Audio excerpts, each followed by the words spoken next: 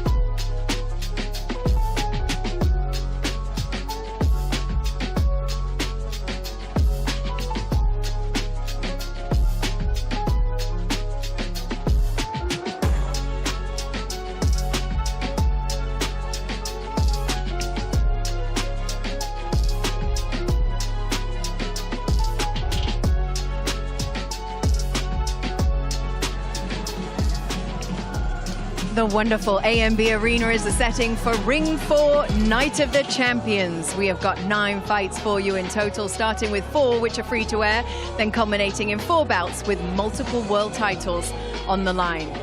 And this right here is the ring walk that all of those fighters will make, all of them looking to claim a sought-after prize. And my own sought-after prize is waiting up here on stage. Nope, not Sergio, it's the former heavyweight title contender turned trainer Malik Scott, my husband, good to see you.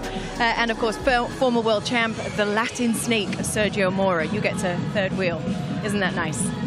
Everything is great. I love this. Every show here in Saudi has a theme. Today, it was the Times Square theme. We have the Day of Reckoning, the Cowboy theme. We have the Knockout Chaos. I love it. These Saudi shows are amazing. And we have the quality of the card as well, Sergio. Since His Excellency came into the sport, we've seen so many great fight cards. How do you like this one? How does it rival the others? Top to bottom, I think this is one of the best cards they put together. 50-50 fights. We know who the favorite is, but they have a chance of losing. These are great cards. Malik, what do you love about big nights of boxing like this? Kate, when I was a 12-year-old kid in Philadelphia, there was a promoter named Russell Peltz. He used to throw big fights at the Blue Horizon. All of us used to look forward. We used to have these exciting feelings. As I got older, all of us was look forward to the Showtime Big Don King cards.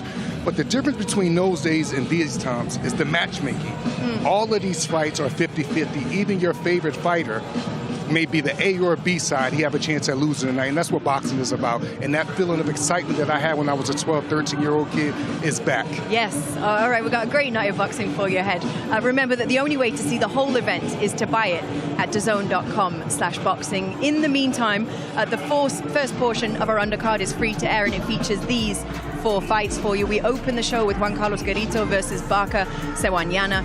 Saudi lightweight Sultan Al Mohammed makes his Riyadh debut tonight against Umas Chavan. Undefeated Mexican Julio Porras Ruiz takes on Pius Mpenda. And mighty Muhammad Alakel, he's back. He returns to the kingdom to face Jiaming Lee. Night of the Champions then gets real serious with a clash of middleweight contenders Vito Milnicki Jr. and Samuel Nmoma before the World Championship bouts then begin. They see Abdullah Mason take on Sam Noakes for the vacant WBO World Lightweight strap. There's a super flyweight unification battle. Looks very tasty as Jesse Bam Rodriguez faces Fernando Puma Martinez. Devin Haney challenges Brian Norman Jr. for the WBO World Welterweight crown, and then David Benavidez defends his WBC and WBA World Light Heavyweight titles against Anthony Yarde. It is a packed night of action, everybody, so let's get straight into it. Sergio is already making his way ringside to join the other members of our commentary team who are already over there. So let's say a very good evening to senior ring insider Mike Coppinger and Todd Grisham. Hello, gents. Hey, how you doing up there? We've got the steady cam. Get out of my shot. Let me wave a little bit. There we are. All right. This is Ben, our floor manager, getting in the way. We're ready to rock and roll as we jump into our tail of the tape for our first fight of the night. We got 9 to get to, and no, this is not incorrect information. El Guierto de Tepito is 16 years old and is about to make his professional debut against Barca Siswana, who's 25 years old and holds a 1-1-1 professional record, scheduled for 4 rounds in the bantamweight division. Let's go into the ring. And Thomas Triber. Live worldwide on DAZN, let's first welcome to the ring from Uganda, Barker Mando Siwanyana.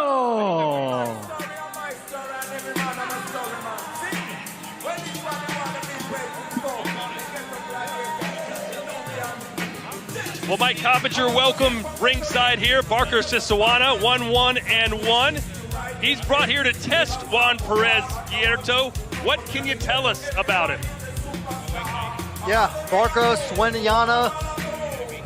He's going to try to test Garito, who's only 16 years old, as you said, pro debut. He was an accomplished amateur with a 90-4 amateur record. And look, he's durable for how many fights he's had. And he won his pro debut in 2023. Barker Sisawana making his way to take on the Mexican Garito. He's from Uganda. Sergio, do you know anything about the country of Uganda? I do not, but I know a lot about Mexico, so why don't you give me that question? Well, here he comes, 1-1-1.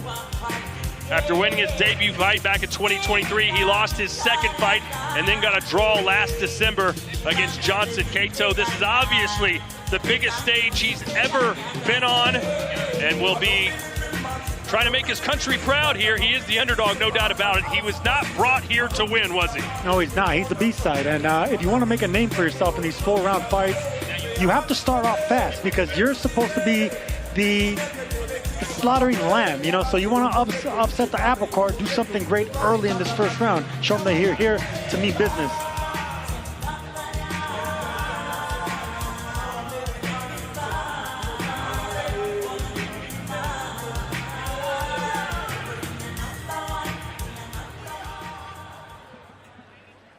And now let's welcome to the ring from Mexico, Juan El Güerito de Tepito.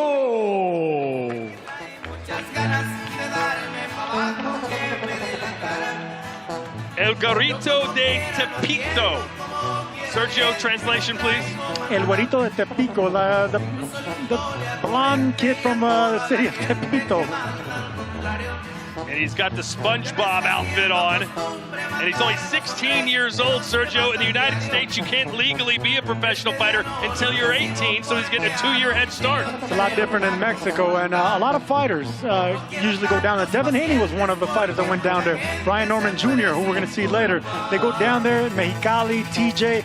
They get to fight older fighters and make their career down there earlier. Yeah, then of course, Sergio, another Mexican, the great Canelo Alvarez. He made his pro debut at 15 years old. So in the United States, usually you can get a special exemption if you're a really good amateur and turn pro at 17. But like Todd said, it's usually 18 years old. Hey, in Thailand, Muay Thai, I see 7-year-olds fighting. So it depends on what part of the world you're in as to what's legal to start beating people up. According to the Fan Zone on DAZN, you believe Juan El Garito de Tepito will win by an 88% to 12% margin.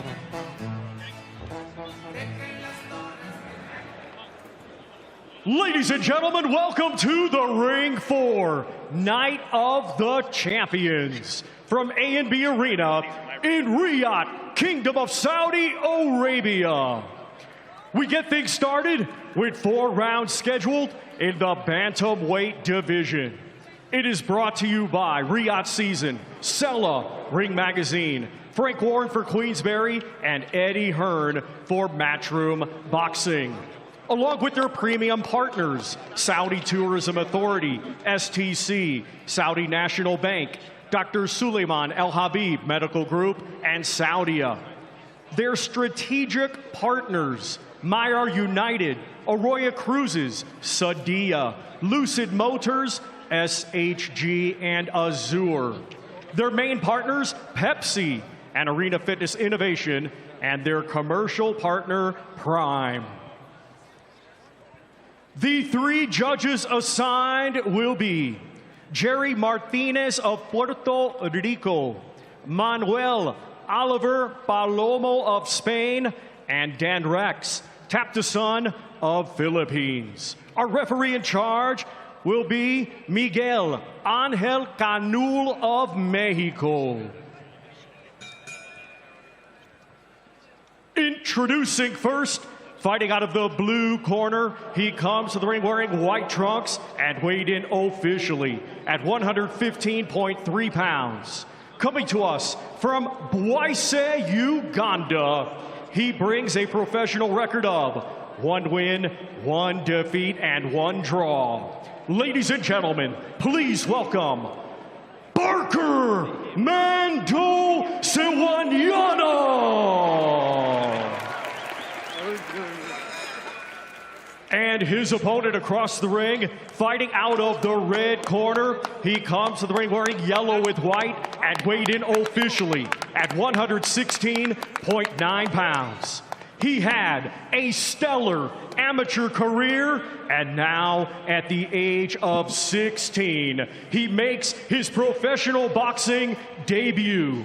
Ladies and gentlemen, from Mexico City, Tepito, Mexico, here is Juan El Güerito de Tepito.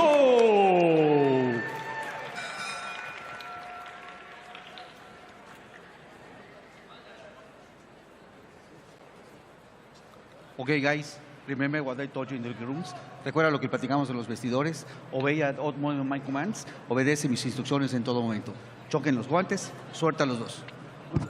Well, El Güerito de Tepito, trained by Jose Benavidez Sr., obviously the father of David Benavidez. Mike, how would you describe his training philosophy? What do his fighters like to do? Well, you look at David Benavidez, his son, right, who's in the main event, pressure fighter, and then, of course, Jose Benavidez Jr., former welterweight title challenger who fought Terrence Crawford, another pressure fighter. So I would expect a lot of action for as long as this lasts, Todd. Yeah, and you got to believe Siswana's goal is to slow the pace, use fundamentals, and test the unproven fighter's skills. But you can see, obviously, Barker much smaller than Güerito. If Barker knows how to fight small, he could loop the shots over the top. But you have to have a lot of foot feints and be fast on the front foot in order for a taller opponent to fall for those looping shots. Sergio, most of the young Mexican fighters get their start in Tijuana and some other small clubs. They are not here on this grand stage in Riyadh. Yeah, and that's why they want to shine, to get the call to come back here again. Whether it's Riyadh or anywhere else in the world, you know, Mexicans travel, they're road warriors. Well, Mike, he wouldn't be able to fight in the United States, though, right? No, he would need a special exemption just to fight at 17 years old. He's 16 years old, so gets to fight here as a pro. And he's from Mexico City, the capital of Mexico. He's fighting at bantamweight. Ruben Olivares, also from Mexico City, widely considered the best bantamweight fighter of all time. Good uppercut there from Tepito. Yeah, it is. And if you notice, he bent his knee to get down lower. He did it responsibly. Anytime you're a tall fighter like that, lead uppercuts actually are not good to throw. I don't know that I've ever seen a boxer wear SpongeBob SquarePants socks. He's decked out. And he's trying to beat him down like Squidward right now. I don't watch cartoons. I'm sorry. You've got 2 kids under the ages of 11. You don't watch cartoons? No, my kids do homework, Todd. But I was going to say, but you never did. Yeah, I watched The Simpsons and Woody Woodpecker. Barker already tried to loop that shot one time, and Güerito didn't fall for it. So that I like what I'm seeing with Juan Carlos Güerito right now. You know, he bends his knees, he makes himself a little smaller target, and he's not falling for the shorter man's antics so far. Well, it's every fighter's dream in their pro debut to get a highlight reel knockout, and you can tell already that Güerito is pushing the pace and throwing heavy power shots. Yeah, any fighter that wants to make an impression and going for the knockout, it actually works against you. You know, that's why you got to start slowing things down, working behind the jab, you know, focusing more on technique and then twisting your punches. That's where you're going to generate the power. You know, Sergio, fighters love to say that they don't look for the knockout, but Canelo Alvarez once told me that any fighter who says that is lying. I never looked for the knockout. That's because you couldn't get it. Well, you know that. No, you know, when you gotta stay within your boundaries when you're a fighter. If you're not a puncher and you know your character, then you gotta stay within those means. Canelo and many other Mexicans, they have power, they have technique. Good body shots right there by Güerito. You tell Barker's trying to make himself smaller and smaller than he already is to avoid those shots. But round 1 is done. poquito más, empieza con los rectos, al ligadito le estás pegando, no te vas a sentar, al ligadito, prepara, pum, pum, pum, y vete aquí al cuerpo, ¿ok? Se te está aventando un poquito así, un pasito para atrás y con los uppercuts, ¿ok? Estás bien, güey, estás bien. No te le pegues tanto, manténla agüita. y mete el giro que tú estabas haciendo con Benavidez ahí en el cuarto. No te le acerques tanto porque cuando ya estás adentro te va a abrazar, ¿sí me entiendes? Un pasito cuando te vaya a abrazar, un pasito para atrás y el uppercut y salte para la orilla, güey, ¿ok? Lo estás haciendo bien, güey. Necesitas mantener ese control con ese jab y los rectos, ¿ok, güey? Mucho abajo porque retrocedió. Sí, güey, pero estás haciendo daño ahí, güey. Yeah, you hurt him in there to the body. Open with the 1-2 or the jab to open him up. Yeah, and you need to hit the body. Left hand to the body. Keep working on that jab. Use the jab.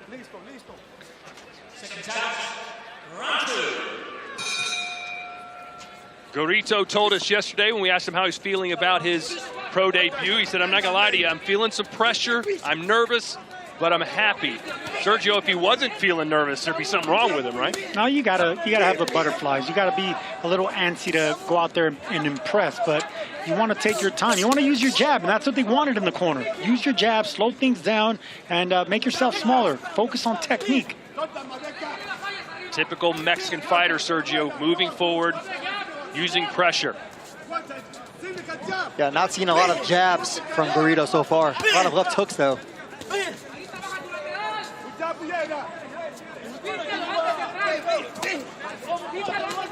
Barker finally throwing an overhand right. He just seems to want to duck down and kind of throw wide hooks to the body, does Barker Siswana. That's probably why he doesn't have a knockout in his first 3 professional fights. Yeah, whenever power comes behind technique, of course you're born with power, but if you want to improve it, you want to do it with a proper technique. Elbows tucked in. You want to generate power by twisting your whole waist, footwork. And right now, when you're looping your shots like Barker are, you're losing all the power in between your elbow. Kind of like a golf swing, Todd. When you open your elbows up, you lose the power. You got to keep it tucked. You still see Gorito trying to work the body, but there's just not a lot of body to work with. Barker's trunks pulled up to almost his nipples. Good body shot right there. And I'm glad the referee didn't warn him for that belt line shot. But the referee should step in and make him lower the trunks. Now the trunks right now are going to be protecting really the body, right? To protect it. Remember those memes for Usyk in his fight against Dubois where they had his trunks up to his chin? Believe it or not, a lot of fighters that come from Africa, they have the high waist guard. They like those trunks. They always move up. It's up for the referee to definitely stop and warn them, or before the fight say, hey, look, these are going to be clean blows right here in the navel section. Yeah, good point, Sergio. We saw it last week when Jack Catterall knocked out Echo Esserman. He had the trunks really high. There you go. Now, a lot of fighters did do that, and some do it out of technique. Some just do it because maybe their underguard, their cup protector is really big. Good body shots there. I love seeing this from young Mexicans or young fighters, period. But we know that Mexican fighters, that's their MO, going down to that liver. Gorito telling us he does 3 things every day: eat, train, and sleep. That's it.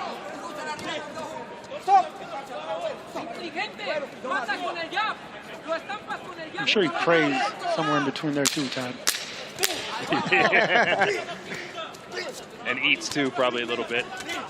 But Barker doing his best to make this an ugly fight, but he is throwing a... No, he's throwing the right shots. Barker's throwing the right shots, the right looping shots, but he's not lying. He's not setting them up.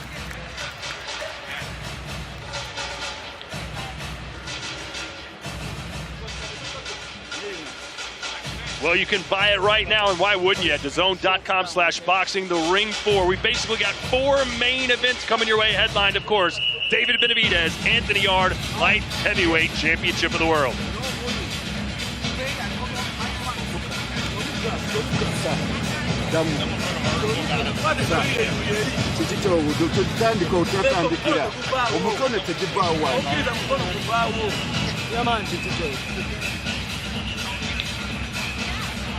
And you see Gorito getting hit by the end of that jab because he was anticipating the shorter fighter to miss that jab to land that uppercut. And that's what I mean, guys. It's a very dangerous punch for a taller fighter to lead with an uppercut because you leave your chin exposed.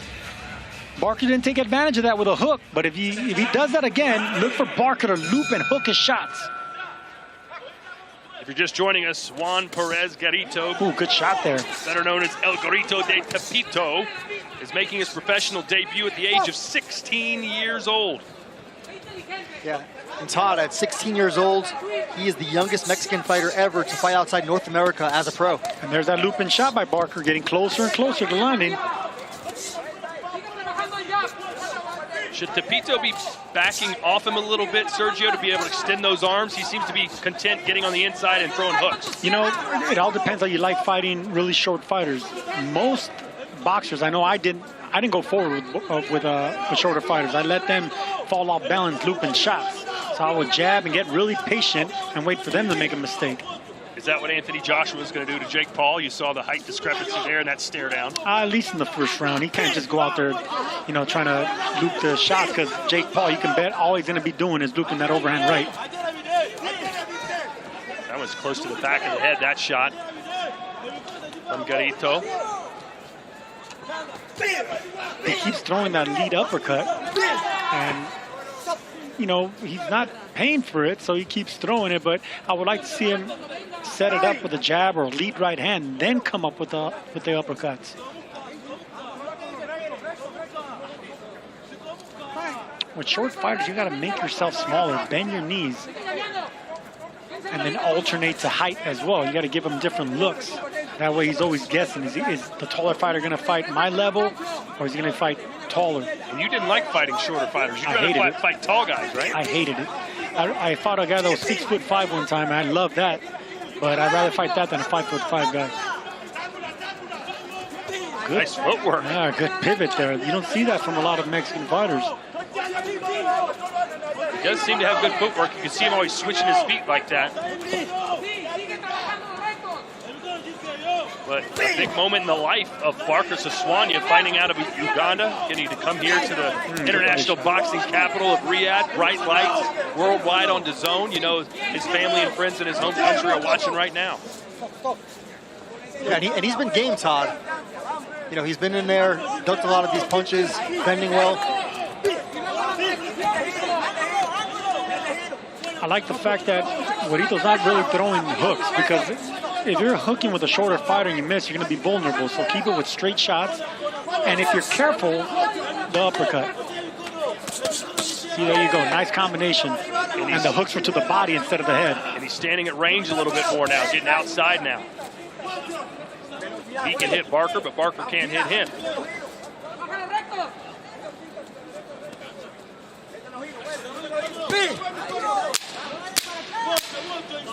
Well, you know he wants to knock you out, but it's going to be very difficult against this rugged, awkward, small style of Barker Siswanya.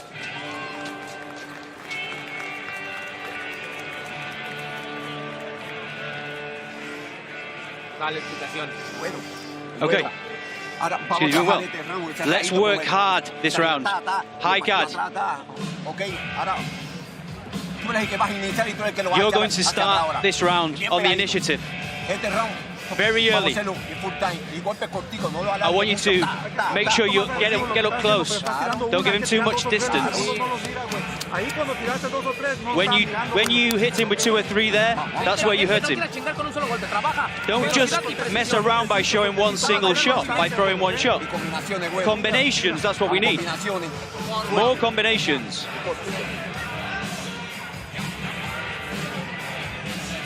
That was the voice of our translator, Kieran Simpson, who has a birthday coming up in about 36 minutes, Sergio. The best in the business, is he not? Feliz cumpleaños, Kieran, and yes, you are. The best in the business happens to be a Brit. Speaks better Spanish than the Mexican here. He said he wanted to learn Spanish because his father mastered the language of French, and he wanted to one-up him with a different language, so muy bueno. Yeah, and you hear Jose Benavidez Sr. telling Garito to throw more combinations. Benavidez is going to be pretty busy tonight. Besides having David Benavidez in the main event, he has Julio Porras Ruiz in 2 fights.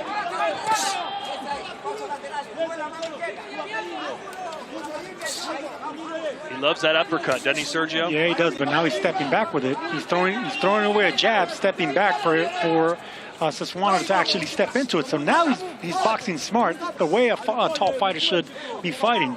They must have told him that in the corner.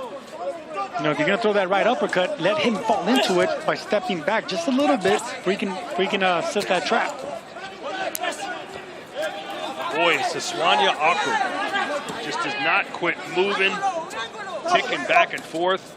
Makes his small frame even more tiny. Yeah, guys like Barker, Siswanya, you gotta just jab him. Yeah, you gotta really alternate the power behind the jab and bust them up with that. Then you can surprise them with other shots.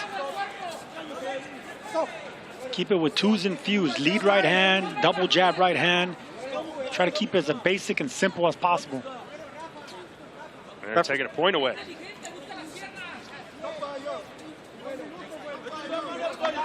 What was the point taken away for, do you know? Holding.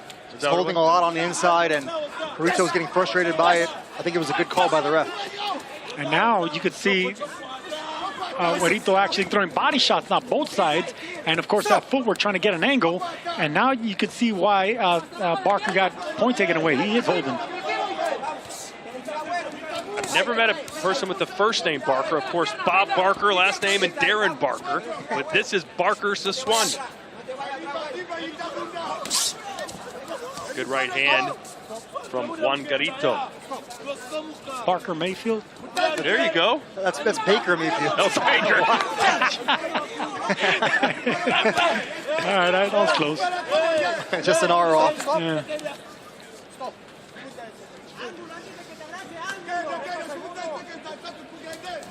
.45 seconds left to go here in the professional debut of Juan Perez Guerrito. Good right hand right there. That actually hit the right side of the head where you could see that Barker's knees kind of wobbled a little bit. The equilibrium's a little off. It was that side shot because Guerrito got an angle on him. Yeah, Guerrito's doing a pretty solid job of sliding around to create angles. Well, that was a little low blow there. I don't know if it was. Those trunks are still pretty high, Sergio, no? Well, technically, it's not if you go by the trunks. Right hand there from Barker. He got one in. Give him that. The professional debut will be a winning one for Mexico's Juan Perez Guerrito.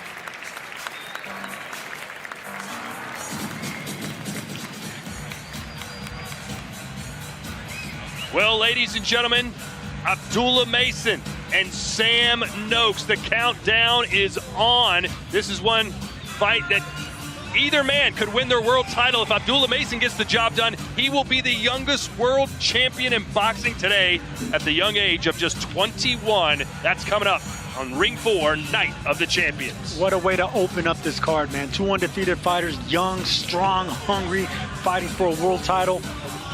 Doesn't get better than that to open things off. All four of our main card fights tonight are for world championships, Mike. Yeah, and we have Bam Rodriguez defending the best title in boxing, the Ring Magazine Championship. And I'm not just saying that because I work for the Ring, but it is the title you can only lose when you lose in the ring, not when some sanctioning body decides that you didn't pay a fee or some other thing. Yeah, by the way, how is the WBA title on the line in the light heavyweight fight between Benavidez and Arthur Yarde? Explain that. Yeah, that's because the WBA likes to create secondary titles so they can get more sanctioning fees, essentially. And Dimitri Bivol is the WBA champion. He had all four titles, and he relinquished the WBC title earlier this year when he was ordered to fight Benavidez. Bivol remains the Ring Magazine champion at 175. So it's Yarde and Benavidez in the main event. And you know Beterbiev and Dimitri Bivol will be watching that one closely. All right, let's get our decision. Looks like it should be a clean sweep for Guerrito, but you never know. Ladies and gentlemen, after 4 rounds of boxing, we go to the judges' scorecards, and all 3 judges, Dan Rex, Taptasun, Manuel Oliver Palomo, and Jerry Martinez are in agreement. They all score at the same 40-35 for your winner by unanimous decision. And successful in his professional boxing debut, Juan El Güerito de Tepito. Look at that smile, Sergio. Gotta love it. Well, it's always exciting to come here and do what you wanted to do. He didn't get the knockout, but it was still a dominating performance. It's a huge card for Güerito, and you know everyone's watching, man. All eyes are on him, and that's a hell of a victory for a Mexican. Well, plenty more live action to come tonight, and a reminder, there's a whole range of programming to watch on the DAZN platform. The Locker Room, the new home of DAZN's boxing content. All your big hitters, all in one place. I am not going to stop until I am pulled off of this guy. Daniel, don't disrespect you are. Daniel, don't disrespect you. More exclusive content than ever before. Look at that blood. You remember what's coming. Welcome to Inside the Ring, boxing's official show of record. I'm your host, Max Keller. The Locker Room, only on DAZN, the global home of boxing. Yes, make sure you check out The Locker Room for a bunch of great shows focused on the fight game, including a new episode of Inside the Ring this Monday.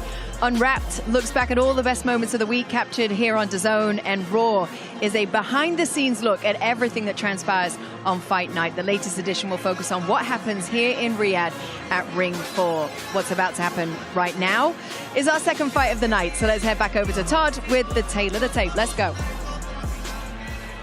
Indeed, our second fight of the night here, the second of 9, and we have a fighter from right here in Saudi Arabia, and he's only 17 years old. We've gone from 16 to 17.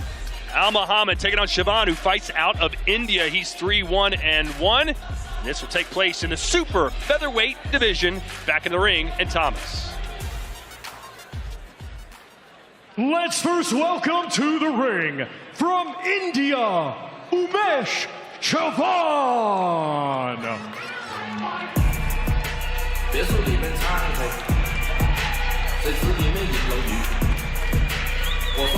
Umesh Chavan even getting the pyro. How exciting is that? 3 straight fights unbeaten after beginning his career with a loss. He does have 1 knockout. And Mike, a couple of young Indian fighters trying to make their way in the sport, most notably 24-year-old Olympian Deshant Dev, who's 4-0. Yeah, India, obviously massive population, billions of people, right? Millions. And India's still waiting for its first world champion. It would be massive for the country if they could get one. Yeah, we saw Deshant Dev just beat Juan Carlos Medina in Orlando a couple of months ago. Actually, it was earlier this month, November 1st. So we'll see what Umesh Chavan has for us tonight, as he will be the underdog against the hometown fighter.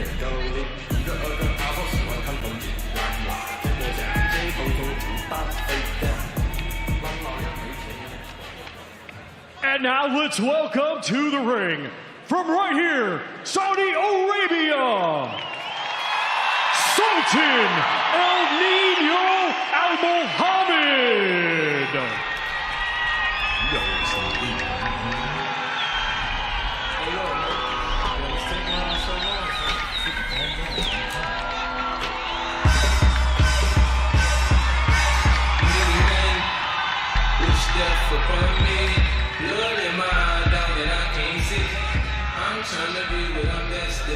What an exciting moment here for Sultan Al Mohammed. Although he's been on a pretty big stage already, Sergio, his first professional fight was on the undercard of Canelo Crawford in Las Vegas. I mean, it doesn't get bigger than that for your pro debut, but this is great too. How about that entrance? Some heavyweight champions don't even get that entrance. But here you have a fighter in Sultan Al Mohammed with 1 fight under his belt, walking out like a star already. Yeah, he beat Martin Carabello by decision in a 4-rounder. This fight also scheduled for 4 rounds here in Riyadh.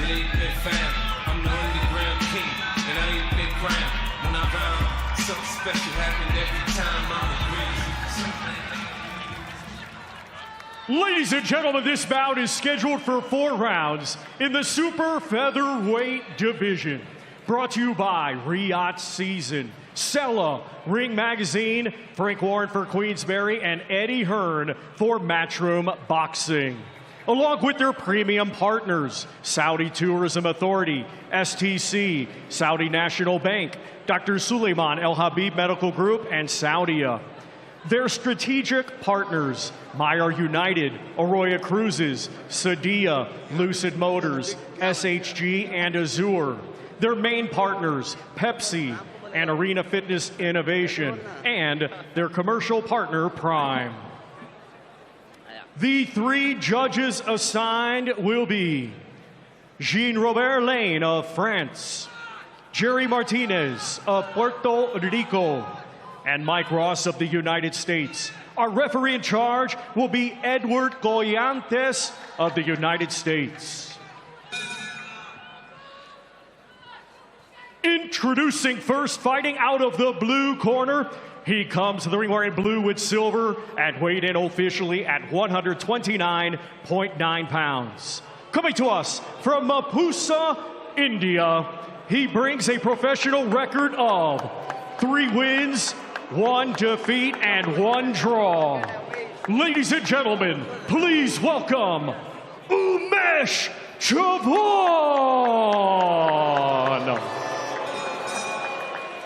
And his opponent across the ring, fighting out of the red corner. He comes to the ring wearing white with green and weighed in officially at 129 pounds. At just 17 years of age, he is now undefeated as a professional with 1 victory. Ladies and gentlemen, from right here, Riyadh, Kingdom of Saudi Arabia, here is Sultan El Nino Al Mohammed.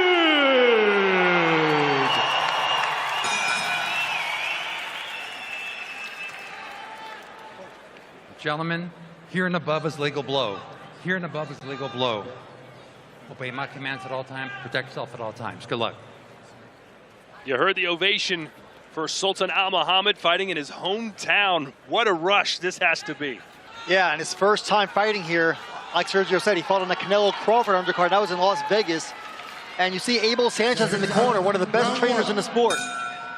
I used to get nervous when I was 17 years old playing soccer at my high school in front of 10 people in the crowd. I can't imagine what this guy's feeling right now as he takes on Umesh Chavan. And Abel Sanchez, Todd, he's already led 7 fighters to world titles, most notably recently Gennady Golovkin. Dan, you heard the news this week. Triple G saying, don't shut the door quite yet. I might have another fight left in me. He's also running for the president of the World Boxing Council. Says if he wins that, he's going to retire. Good jab. Al Mohammed, really sharp, snaps it at the end of the punch, brings it right back responsibly. I was going to say, I was more impressive with how quick he got his defense back together. Well, yeah, that's what you want whenever you're dealing with fighters from the, these 4-round fights. The jab's going to be the main thing, but technique's going to be even more important. I like the way Chavan's fighting, though. He is not backing down. Chavan's actually looping the shots a lot better than the last fight. Yeah, short Barker. fighter. Barker was not really setting him up right. There was no timing behind that looping shot. Chavan, you can see that he steps in with his front foot in order to land that overhand right and not fall off balance and be vulnerable. Mike, do you get the sense now that a lot of these young fighters, instead of having Olympic dreams and wanting to win amateur titles, are turning pro earlier? Yeah, Todd, you're seeing a lot of that. Guys want to make money, and a lot of times the amateur style does not Good body shot dropping Umesh's hand down, and that opens up the head, and here comes Sultan. Yeah, Chavan is on Queer Street right now. His knees are buckling, he's hurt. It was that body shot, and of course that opens up the left hook up top. Oh, and you can see Umesh, though, not backing down. He's trying to get his offense going. He's another right hand. Al Mohammed's barely missing with big knockout shots. Umesh in the corner trying to fight his way out. Sultan downstairs again, and he'll take a count. And that's it, it's over. Give him a knockout in his second win. Sultan Al Mohammed. That body shot made him turn his back. The referee had to stop this fight. He wanted no mas. What a great body shot from beginning, didn't let up. Instead of flurrying with speed, Al Mohammed wanted the right shot, the precise shot, the power shot, and he got it. Yeah, that's what it does for you, right, Sergio, when you're training in the mountains of Southern California with Abel Sanchez, who has trained some pretty big punchers. We mentioned Golovkin, also Terry Norris.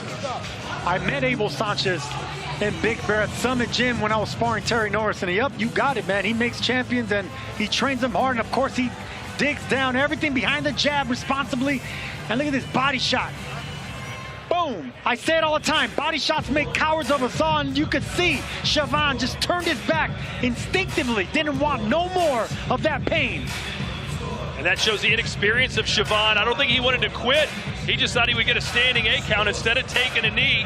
He turned his back, and when he faced the referees like, I'm ready to fight, the referee said, it's over, my friend. That's what pain does. That's what liver shots do. You don't know how to react because you're not accustomed to getting hit down there with 8-ounce gloves. And when it finally happens, you just don't know how to come back from that. Yeah, the ref really has no choice, like you said, when you turn your back. Reminds me of when Sergey Kovalev turned his back on Andre Ward in the rematch. Well, ladies and gentlemen, it could be the fight of the night. Bam Rodriguez and Puma Martinez, the second fight right out of the gate. 2 undefeated world champions going toe-to-toe. Sergio, who do you like in that one? Listen, I like Bam Rodriguez, and I like it pretty convincingly, but a lot of critics, a lot of people I respect in boxing say this is going to be the fight of the night. We're going to find out. Let's make it official. Back into the ring, Thomas Triber.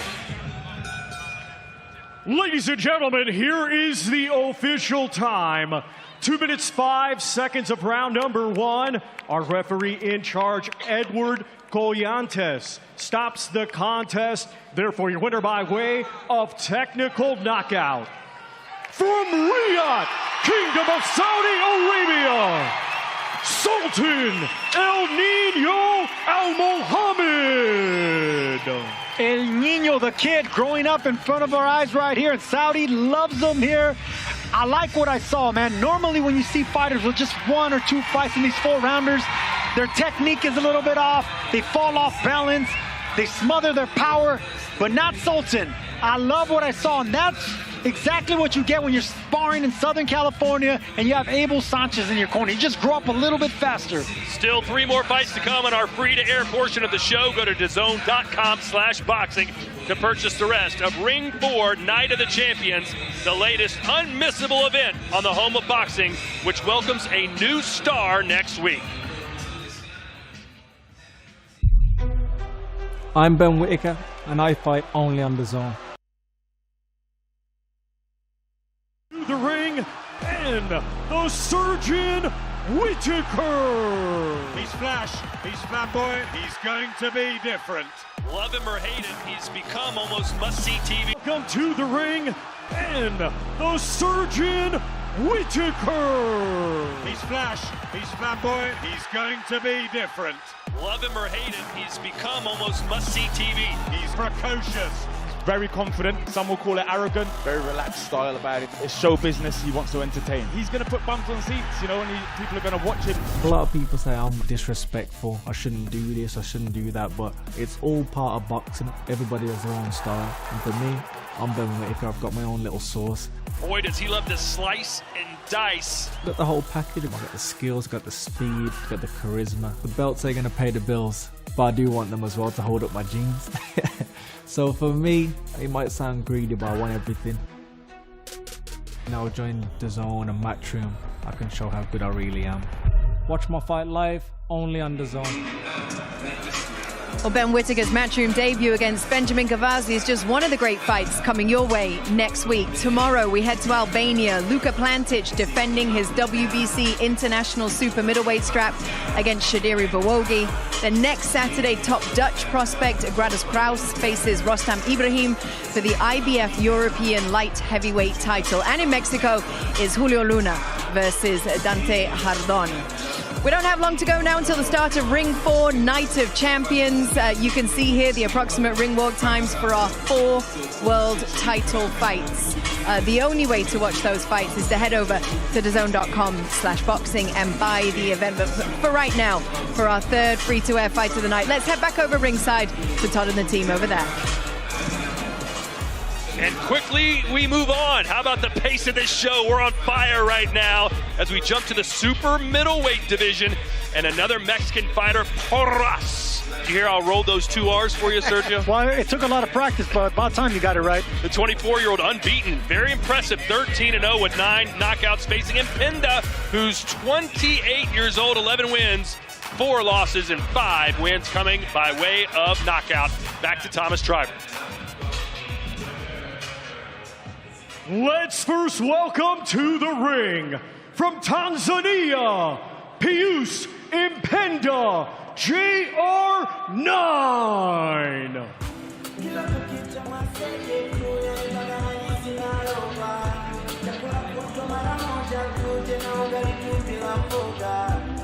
Pius Impenda, a 16-fight veteran coming off a unanimous decision win over Isaac Torres, coming off a unanimous decision win over Shabani Indaro back in May. A little bit awkward style. He's long though, Sergio, and wants to try and make this fight maybe a little ugly to get the win. Long, but he's faced nothing but good fighters with good records. So that, that goes to show that even though Porras is 13-0 with 9 knockouts, Impenda does have some good names on his resume. He has some good records. So this should be a nice test for the Mexican tonight.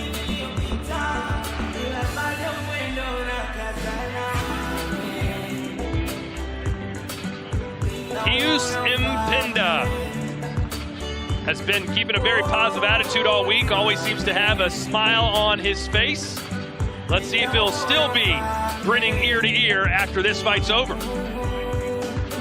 Yeah, Todd, obviously not a lot of fighters from Tanzania, right? But one I can remember is Rogers Matagwa almost knocked out Juanma Lopez in a title fight in 2009. That was a war.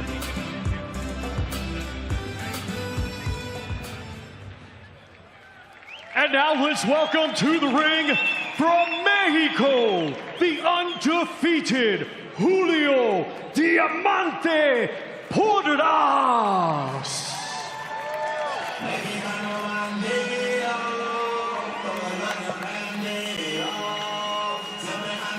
He's called the Diamond, and he's got a shiny record, Sergio. 13 wins, no losses, 9 wins coming by knockout. He's a big boy. You don't see a ton of super middleweight Mexicans, perhaps, other than Canelo Alvarez. And Zurdo Ramirez, who started his career at 168. But yeah, you're right. Mexicans are getting bigger, and they're fighting in taller, higher weight classes, and they're fitting in nicely because they have the power and they bring the technique behind it. Yeah, Sergio, when I think of Diamante, I think of Raul Marquez, the former title holder, broadcaster. And Olympian, U.S. Olympian. Shout out Raul Marquez. No love for David Diamante, anybody? There you go. Good one. Boy, he's all business. Pius was smiling. Porras looks like he's about to get in a fight, and he is about to get in a fight. So you got the classic pressure versus distance. Maybe geography decides the winner here.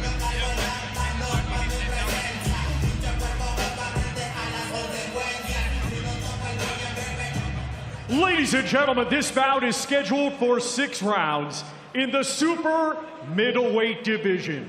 Brought to you by Riyadh Season, Sella, Ring Magazine, Frank Warren for Queensberry, and Eddie Hearn for Matchroom Boxing. Along with their premium partners, Saudi Tourism Authority, STC, Saudi National Bank, Dr. Suleiman Al Habib Medical Group, and Saudia. Their strategic partners, Meyer United, Arroyo Cruises, Sadia, Lucid Motors, SHG, and Azure. Their main partners, Pepsi and Arena Fitness Innovation, and their commercial partner, Prime. The judges are Mike Fitzgerald of the United States, Pavel Hennick of Czech Republic, and Mike Ross of the United States. Our referee in charge will be Leszek Jankowiak.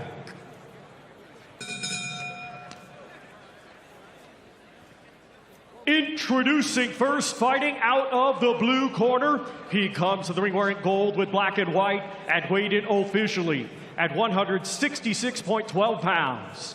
Coming to us from Dar es Salaam, Tanzania. He brings a professional record consisting of 11 wins, 4 defeats, 1 draw. 5 of his 11 wins come by way of knockout. Ladies and gentlemen, please welcome Pius Impenda, JR9. And his opponent across the ring, fighting out of the red corner. He comes to the ring wearing black with silver and weighed in officially at 167.9 pounds.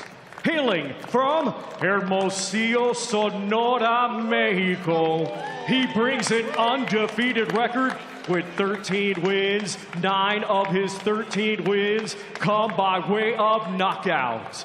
Ladies and gentlemen, here is Julio Diamante Porras.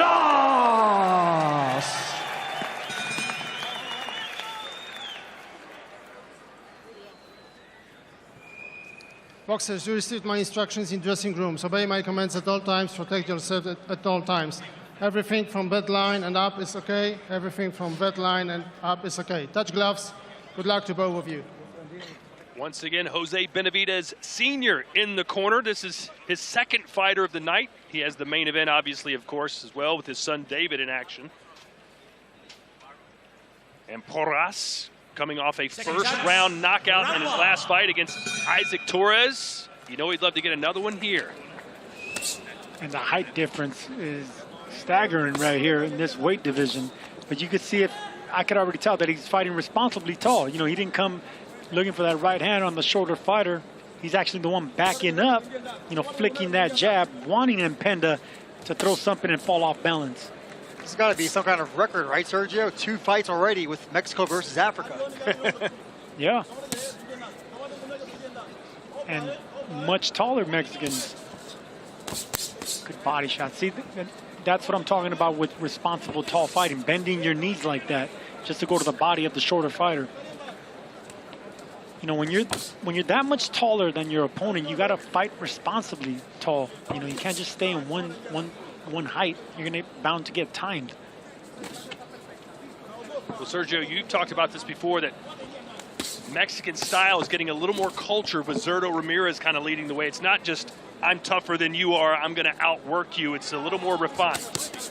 New school Mexican style is what I call it. And we've been seeing that ever since Eric Morales. We know he was a warrior, but he can also box. And, of course, Canelo Alvarez and so many others. And Juan Manuel Marquez, actually, he was the one that I first realized this guy was a warrior, but he had technique, he can box. And I think more Mexicans are picking that up to extend their career and become champions in multi-divisions. On the back of Porras' trunks, it says Ezekiel 3:9. Interesting Bible verse to choose. It starts out with, I will make your forehead like the hardest stone, harder than flint. So I guess he's got a hard head. Hard head, yeah. Or he wants a hard head. He's praying for one. You know any more Bible verses? Jesus wept. Okay. Jesus tonight. Porras undefeated, 9 knockouts.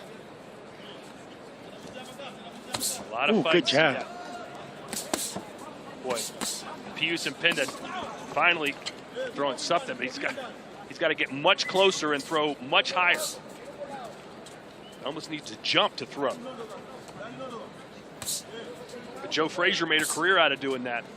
Yeah, but Joe Frazier had upper body movement. He made himself even smaller. He had quick, explosive left hooks. You know, that's the reason, you know, you would think that he was ducking down too low where he couldn't jump up and hit you. Frazier made a career out of that. Yeah, you got to make sure that you're not getting punched in the temple there, right? You know, guys like Joe Frazier, Dwight, Kwawi Muhammad, a lot of short fighters, they know how to fight small. And it's a talent, you know, whenever you're that small, if you got the skill, you got the speed, you got the strong back where you can actually bend, then you can make a career out of fighting taller fighters. Good uppercut there right at the bell. We got a packed house tonight, an absolute sellout, and they'll be here till early in the morning. The main event scheduled to walk at 5:45 a.m. Mike, that's way past your bedtime. I don't know about mine. Definitely Sergio's, though. I've been sleeping a lot. Lots to do here outside the arena as well. They've got the fan zone, punch the bag, put on the VR goggles, eat, drink, and be merry. It's always a good time here in Riyadh. And this is a city not quite like Vegas, but the bright lights, and no one goes to bed until, what, 6, 7 in the morning. All the restaurants are open all night long. The restaurants are opening, the coffee shops, the tea shops, the hookah lounges.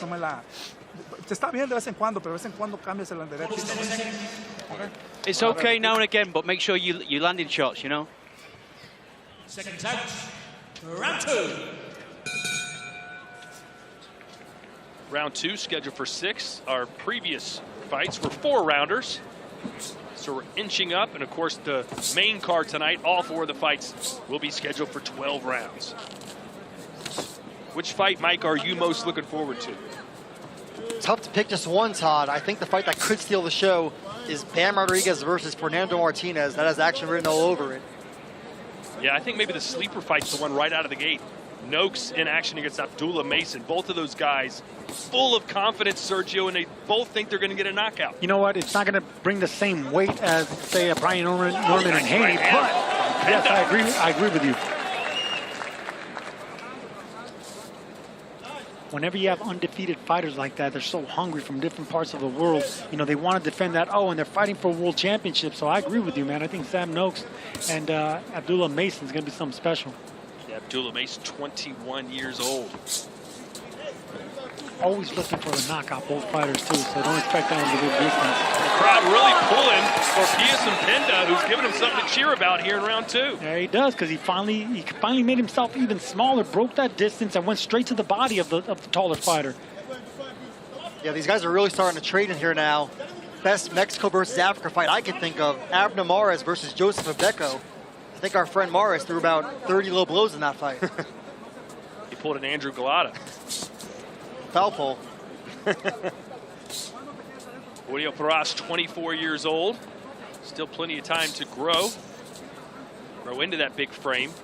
As you mentioned, Zurdo Ramirez started his career at 168. Now he's at 200 as a cruiserweight and has even talked about going up to heavyweight eventually.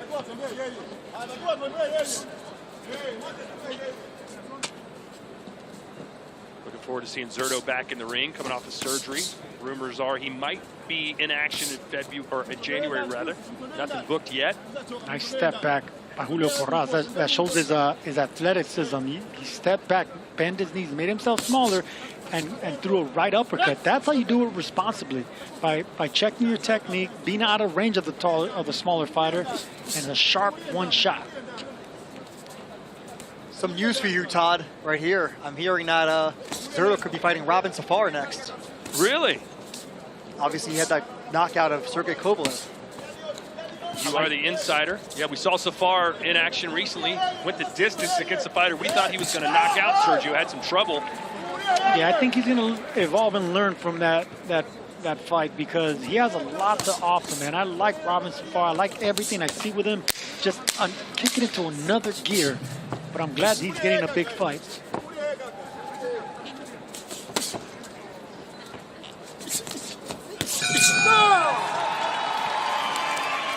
We were just talking about our first fight of the main card, Sam Noakes versus this man, Abdullah Mason, in the building. And Mike, a chance in history for him tonight. He wins. He becomes the youngest title holder in the world. Yeah, it's an incredible feat. People have had their eyes on him for a long time in boxing. Talked to a lot of people in the industry, Todd, and they all say this guy could be the pound-for-pound king one day. And we're seeing the next generation, because Bam Rodriguez became the youngest champion in boxing. Devin Haney was a young undisputed champion, and now we have Abdullah Mason to become the youngest now. So it's a bright generation for boxing, and it's looking great. That is for the vacant WBO lightweight world title right out of the gate on our main card, coming up later tonight.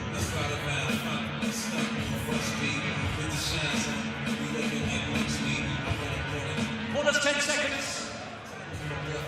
That is part of the Ring 4 Night of the Champions. Buy it now, DAZN.com/boxing. And of course, it's also part of our ultimate package. One low price, and you get over 12 pay-per-views a year, including 185 other fight cards here on DAZN.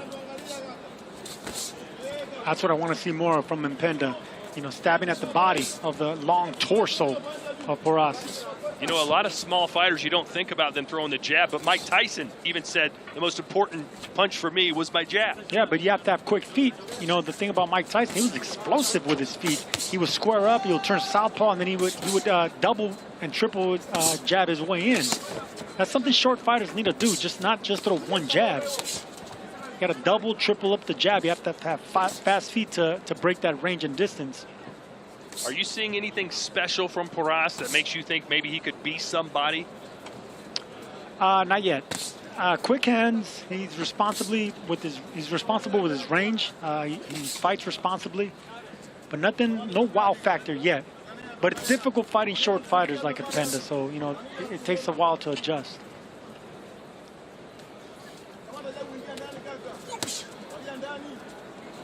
You know, with fighters like Impenda, you just got to be happy with the jab, you know, alternating speed and power of the jab, using the entire ring, you know, throwing straight right hands. No combinations with shorter fighters, you know, you don't give them a chance to loop something or punch in between the shots. Keep it with twos and fews.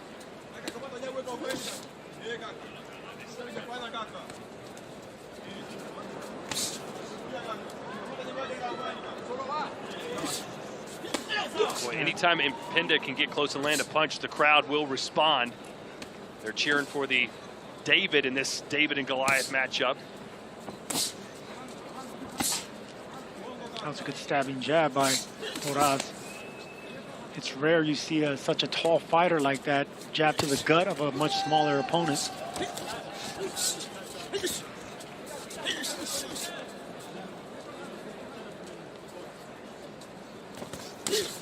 Ooh, good shot there by Impenda.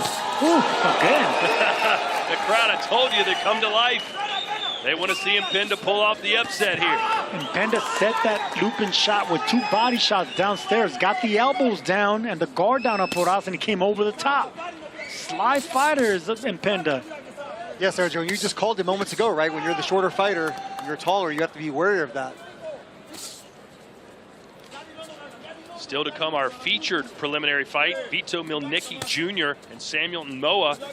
A lot of back and forth talk yesterday or the day before at the press conference between those two. Milnicki, nicknamed White Magic. Let's see if he can improve on that 21-1 record. There's a right hand from Impenda. It's a great round by Impenda. Impenda looked good right here.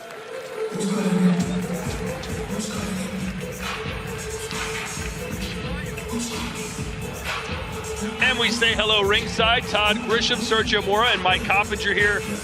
No Chris Mannix this week. How do you feel about that? Well, we're here with the legend, Mike Coppinger, who is a good dresser, good commentator, and a good writer. So I'm glad Mike's here. Happy to be here. We miss you, Chris. Chris on not daddy duty yet, but eventually daddy duty, as his wife, Sinisa Estrada, is due almost any day now. So salute and hello from Riyadh, and good luck to you guys out in California. Papa Mannix. Do we have to get him a baby gift, by the way? Is that? I'm not getting him nothing.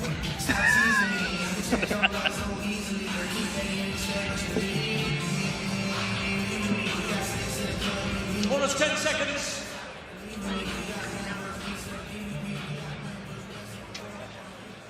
Seconds out, round 4. All right, we're in round 4, scheduled for 6. Let's see if one of these guys can land a consequential punch to really get this place heating up, because it is cold in here, I'll tell you that.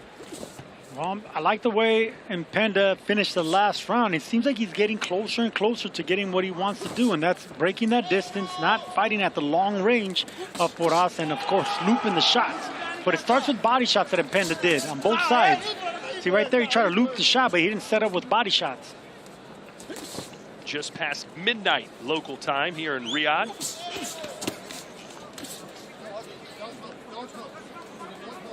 Good thing they have strong coffee out here, right? Yeah, how many cups of coffee have you guys drank today, by the way? I'm going on number 6. Wow. You're addicted.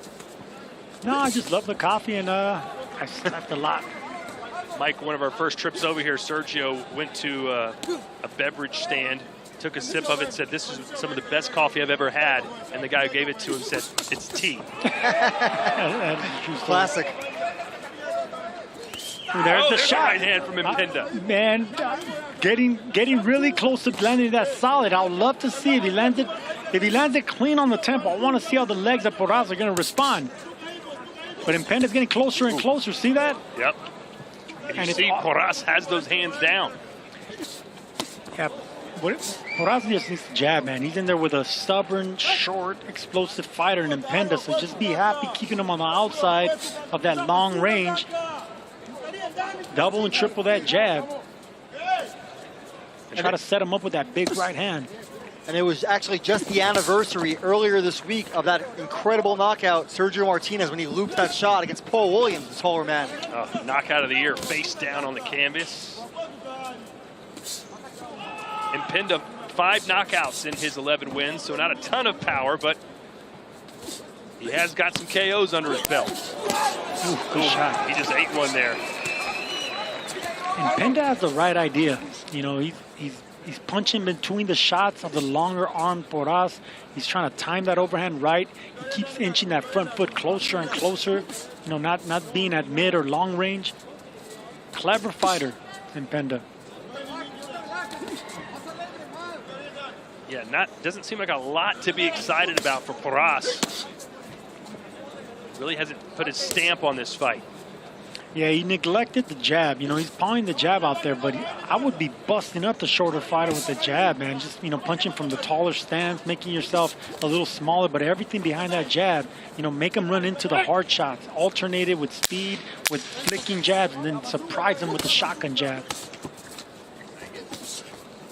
But if you're hooking with a smaller fighter, I mean, it's only going to be a matter of time before the smaller fighter, you know, beats you to the hook. Coming up next, Muhammad Al-Akel from Saudi Arabia, unbeaten, 6-0 in action. He'll be taking on Jiaming Li from China. Sergio, he seems to be getting better and better every time we see him. No, I do. Yeah, I really like Al-Akel, and it started with, you know, the punch placement. You know, when he first started, the footwork was fine, but he was quick to punch. He wasn't turning them. He wasn't turning the knuckle, keeping his elbow in. You know, he's focusing on speed. Now he's focusing more on technique, and behind technique is going to come the power. And credit to Abel Sanchez for slowing him down, you know, turning the punches and minding your technique before the power comes. Mike, you spend a lot of time in this country. Can you imagine if someone like Muhammad Al-Akel was to one-day challenge for a world title? He wouldn't be fighting in an arena, he'd be fighting in a stadium. Yeah, I mean, look at all the fights they're having here now, right? And His Excellency Turki Al-Sheikh, it's a dream of his and a passion project to crown a champion. So Sultan Muhammad and Muhammad Al-Akel training with Abel Sanchez. That fight is next. Some work to do here. We're in round 5, scheduled for 6. Do you think Impenda's won a round yet, guys?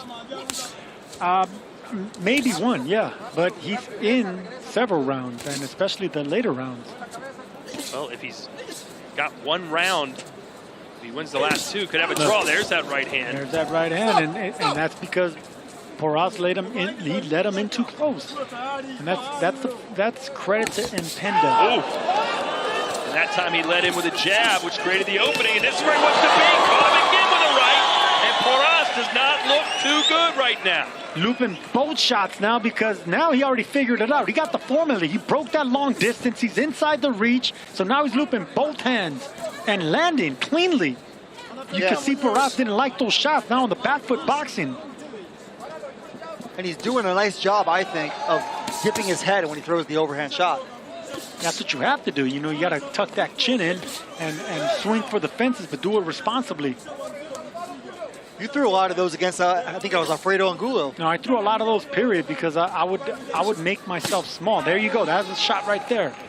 I learned that shot when I was watching, you know, Sugar Ray Leonard, Tommy Hearns. You know, Tommy Hearns was winning every round. It was like the later in the fight, you're blowing it, son. It was that overhand right to the taller Hearns, and that changed everything for Sugar Ray.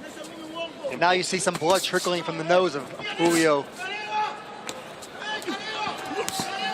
Trying to fight his way back. This is not where he wants to be. In close, and he hit another right hand. This is the best round of the fight by far for Pius Impenda. Oh, and he's rocking Porras. He's not only has he rocked him, but he shook him. Now Porras is thinking twice about throwing his own punches. Maybe this will wake the Mexican up a little bit. Kind of treating this like a sparring session. Good uppercut there. Yeah, I wouldn't throw that uppercut. Now that Impenda's already landing those overhand shots, that's the last punch you want to throw, is that lead uppercut. You leave your chin exposed, and it's not a good look for technique for the taller fighter that's getting rocked.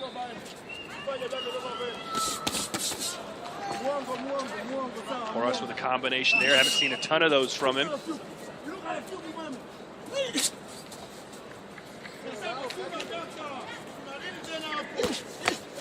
Yeah, every time Impenda comes in with the jab, he gets some successful shots to land after it. Yeah, that's the punch you should be landing right now.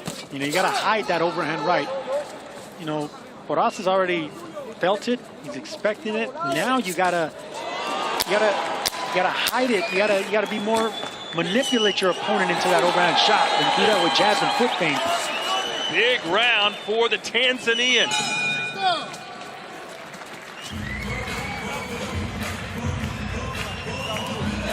This round good, Panda.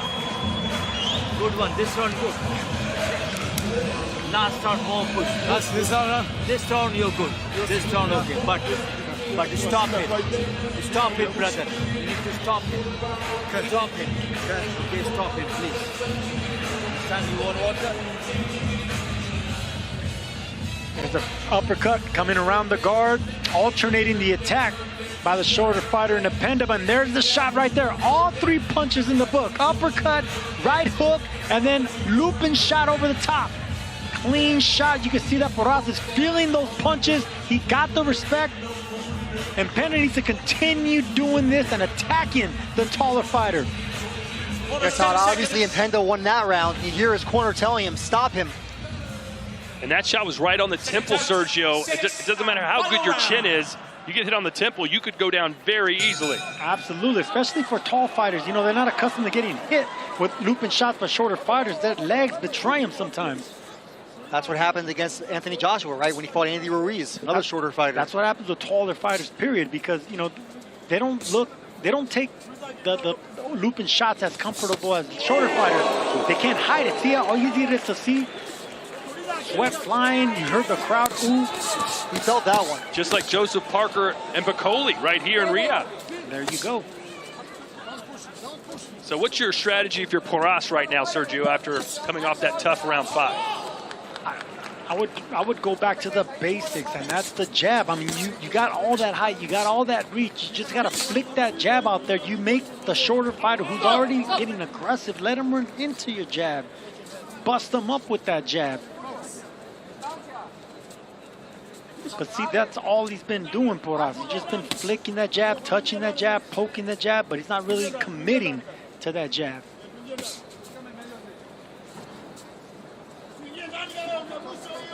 No doubt about it, Impenda has to win this round.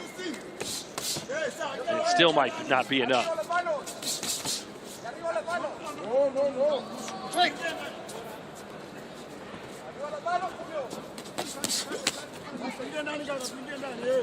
Impenda now the one pressing forward. Ooh, just missed a big right uppercut of Impenda.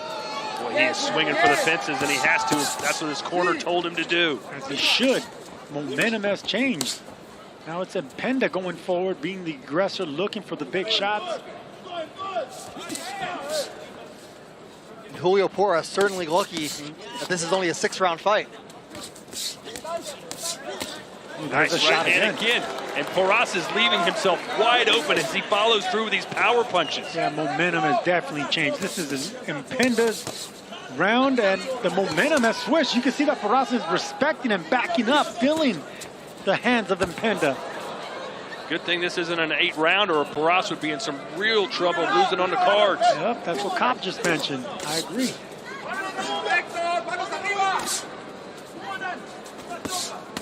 Nice left there from Porras. I'm having trouble rolling my R's the more I say Porras. Sorry, Sergio. You're doing all right.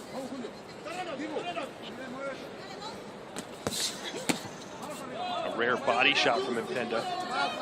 Surprised he hasn't been going downstairs more often? Yeah, a little bit surprised. I mean, that should be the MO of very stout fighters, short fighters that, you know, are accustomed to being a lot shorter and smaller than their opponents. The body's the way to go.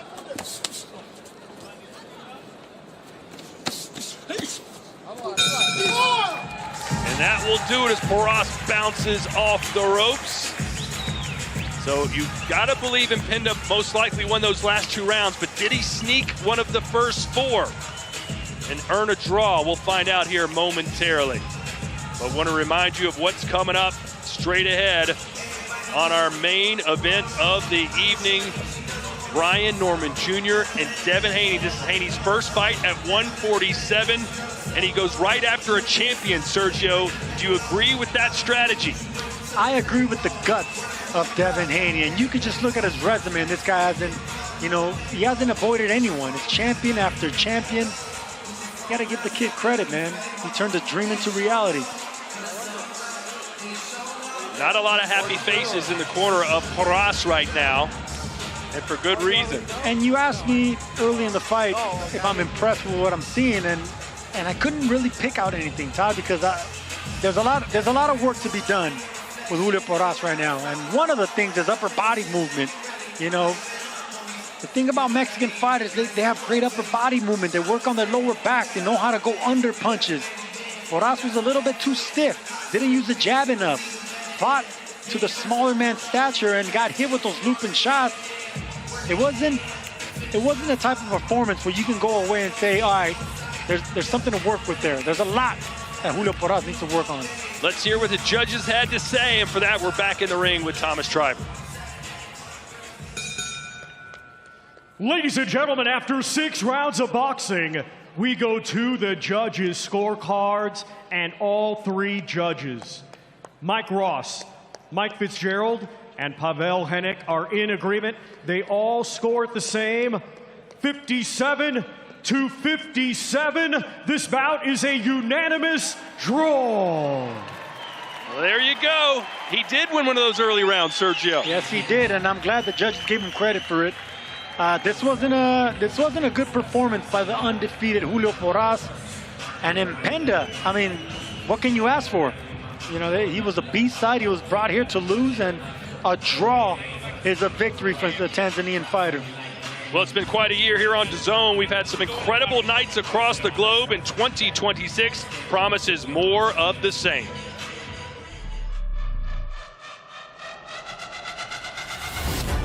Which one of these 2 lions will leave Wembley as the face of English boxing? It's over. There's no way back from this. Oh, the big left hand. Unbelievable. Alexander Usyk and Tyson Fury lock horns all over again. Is Italma the heir apparent? And he's just done it! Round 1! Destruction! He's out on his feet! They've stopped the fight! Virgil Ortiz! These shots are really sweet from Stevenson. No love lost between these 2. Dimitri Bivol, Archer, Benavidez, the undisputed light heavyweight champion, and seal his place in history.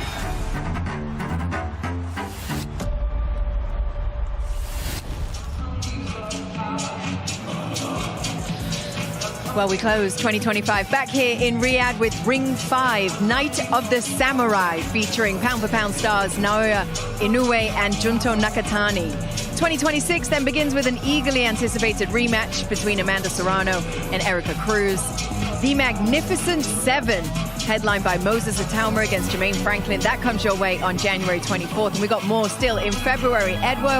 Eduardo Sugar Nunez facing Emmanuel Navarrete for the IBF and WBO super featherweight titles. All of that and more for you on DAZN. We got just one more free-to-air fight, everybody. Then it is Ring 4 Night of the Champions. To buy the event, head right now to DAZN.com/boxing. Right now, though, let's take you back to the action and Todd. Get ready for our 4th fight of the night, and another Saudi fighter in action, probably the best there is today in the pro ranks. Muhammad Al-Akil, undefeated, only 21 years old, taking on China's Jiaming Li, who's 7-5 with 4 knockouts, 6 rounds, super featherweight division. Let's first welcome to the ring from China, Jiaming Li.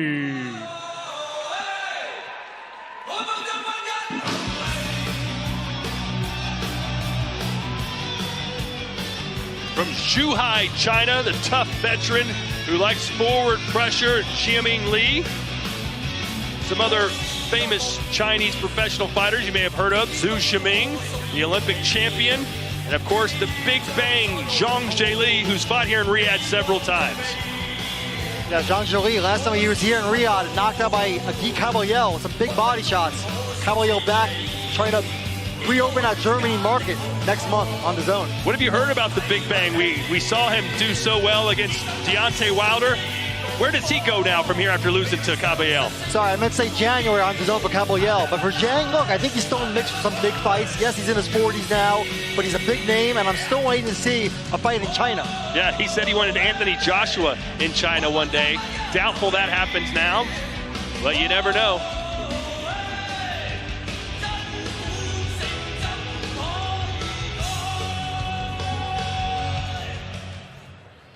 And now let's welcome to the ring, from Saudi Arabia, Mighty Mohammed Al-Akel.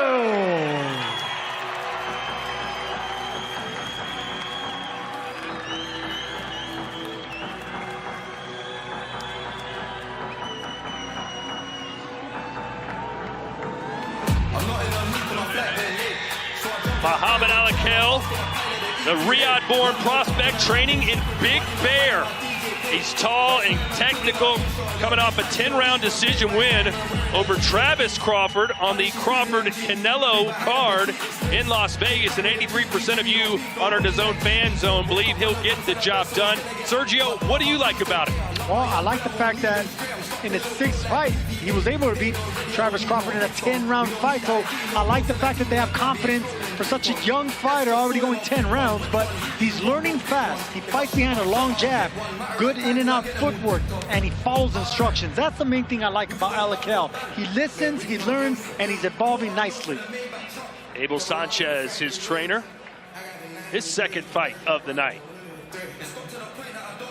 And on the right of the screen, Rick Reno, the CEO of Rick Magazine, dressed to impress as always. Mike, why doesn't he loan you some of that Versace stuff? I don't think I can pull it off, Todd. Pull it off of him or just wear it?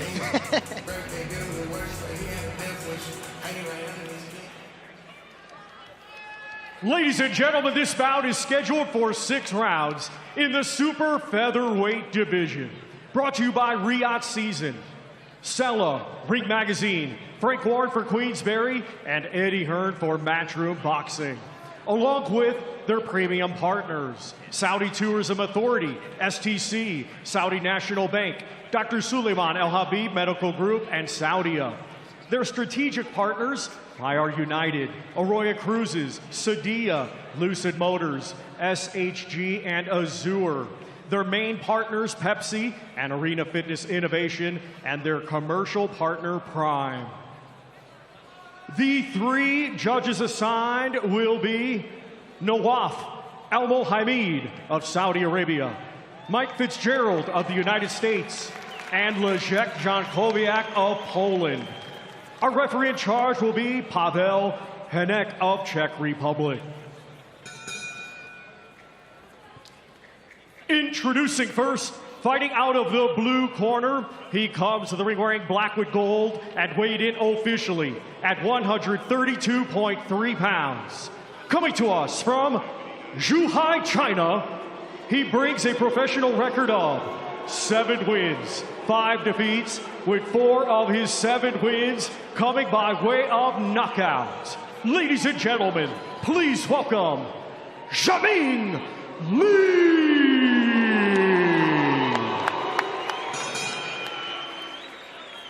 And his opponent across the ring, fighting out of the red corner. He comes to the ring wearing white with green and weighed in officially at 131.6 pounds. Undefeated, he has 6 wins. 1 win comes by way of knockout.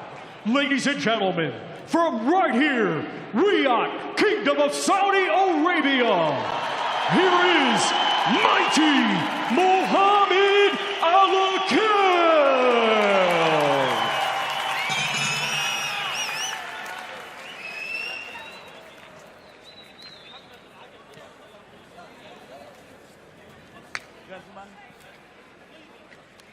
Gentlemen, you received your instruction in the dressing room. Please follow the rules. Here and here is a low blow line. Do not punch below. Always protect yourself. Good luck. Touch gloves. Muhammad Alakel, 1 knockout in his 6 wins. He'd love to get this crowd buzzing if he can stop Jiaming Lee, a veteran of 12 professional bouts. Round 1. And half of those bouts against undefeated opponents. He's beaten 3 of those undefeated opponents. Another one is in front of him tonight. And look how quick he went on the front foot, taking no time to put the pressure on Lee. And this is what I like about Alakel. Look at the foundations are good. The foundation's good. The footwork, the hands are up, elbows are in, responsible jab. Look at that feint right there. I love seeing that from young fighters, that power of the feint, to let your opponent, not knowing the power and the punch when the speed's gonna come. Mike, when you're looking at a prospect to see if maybe he can develop to be something special, what are some of the things you like to look for that can, be a precursor? For me, it's usually the fundamentals, right? Do they bring their hands back after they throw a punch? Do they have their head off the center line? How's the footwork? So Alakel is going to have a great shot with a well-schooled teacher in his corner. I agree, and for me, you didn't ask me, Todd, but for me, it's a technique and the footwork. I agree with Mike. Footwork is key, man, and everything's based off the foundation of a fighter. How quick they are to react with their feet is how they're going to react. On the temple, and that buckled Lee. And this is what I see with Alakel, just how fast they're grooming him to be something great. He's learning really fast and really responsible. The hand speed is there, and you can see the pop behind that punch it's getting better because he's doing it behind technique. Training out of Big Bear, California. And it's no joke, Sergio. You've trained there before, have you not? I have. Some of my biggest fights, training on 10,000 feet altitude. Oscar De La Hoya used to train there. Terry Norris used to train there. That's the first time I met Abel Sanchez in the Summit Gym. Sugar Shane Mosley, of course. Yeah, he had his own gym there. Oscar De La Hoya, Fernando Vargas. I sparred them all up in Big Bear. Lee having a hard time trying to close the distance. Ooh, see that? Look at that feint right there. I said the power of the feint, right, guys? Look at how Lee reacted to that. He acted like he got punched, but nothing touched him. But that's the power of that foot feint, of the body feint. And now you can mix it up with jab, the lead right hands. That's how you trap your opponent. Jab is really working for Alakel. He's having a really sharp round 1. It's the best he's looked. This is I was about to say that. This is the best he's looked, absolutely. He looks like he knows a level. He knows he's a level above this guy and is fighting like him. And not only that, but he's doing it against a fighter who's accustomed to fighting undefeated opponents and beating some of them as well. So Lee it's not like Lee's an opponent with a bad losing record. He's beating undefeated fighters, and now Alakel is doing really well against him. The crowd really appreciating what they're witnessing.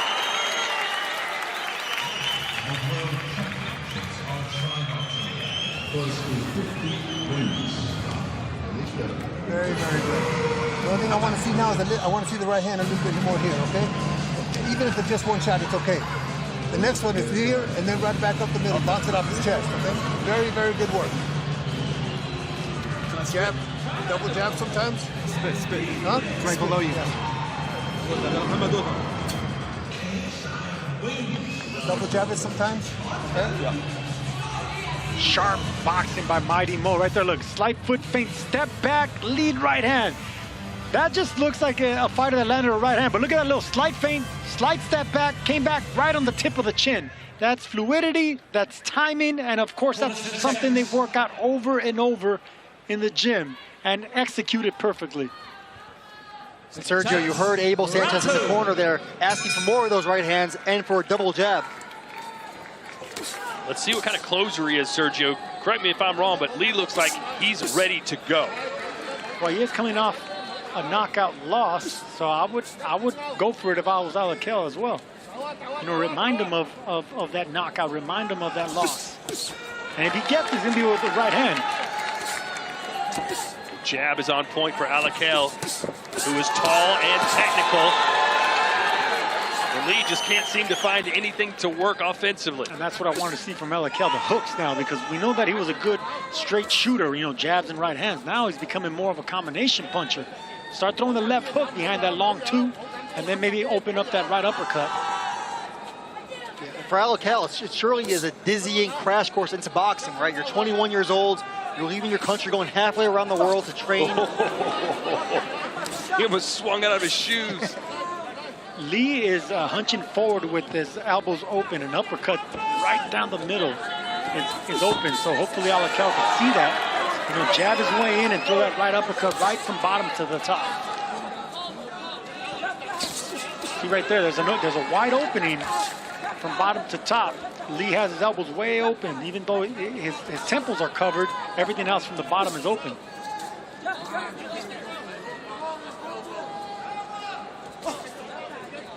Well, what would you be doing now if you're Lee? We're talking about Muhammad here, but Lee just can't get anything going. I would be jabbing at the chest of Muhammad. You know, you're not going to land on the chin. So aim at the chest of the torso and try to back him up, because Alakel's been on the front foot this entire fight. Another swing and a miss from Lee. He's going to keep missing if he doesn't time that jab. Lee made his professional debut back in 2017, and we're talking about Alakel just being 21 years old, just, you know, getting his feet wet. But then you turn to Abdullah Mason here in a couple fights. He's 21, fighting for a world title. He'll be facing Sam Noakes, who fights out of Kent, UK, in England. Alakel's got him backed against the ropes, still being patient here in round 2. Yeah, I like how fighters are taking more chances now. You know, fighting for titles a lot earlier in their career, in their 20s. Takes it back to the heyday of boxing of the 80s. You know, Sugar Ray Leonard fighting guys like Thomas Hearns and Roberto Duran by the time he was 24, 25 years old. You don't see that nowadays. There's that hook I want to see from Alakel. Just a sharp hook. Left hand from Lee. Body shot. Oh, nice couple jabs and works the body. Lee says, bang me some more. Yeah, well, it's a double shot to the body. Probably bad phrasing there for me. Hey, Bam, there he is. Bam Rodriguez. Fighting out of San Antonio, Texas. Talk about young guns. This man has all the goods. And he says, listen, if I win tonight, I know I'm on a lot of people's pound-for-pound list. If I win tonight, I want to be spoken in the same sentences with the Usyks of the world and the Crawfords of the world.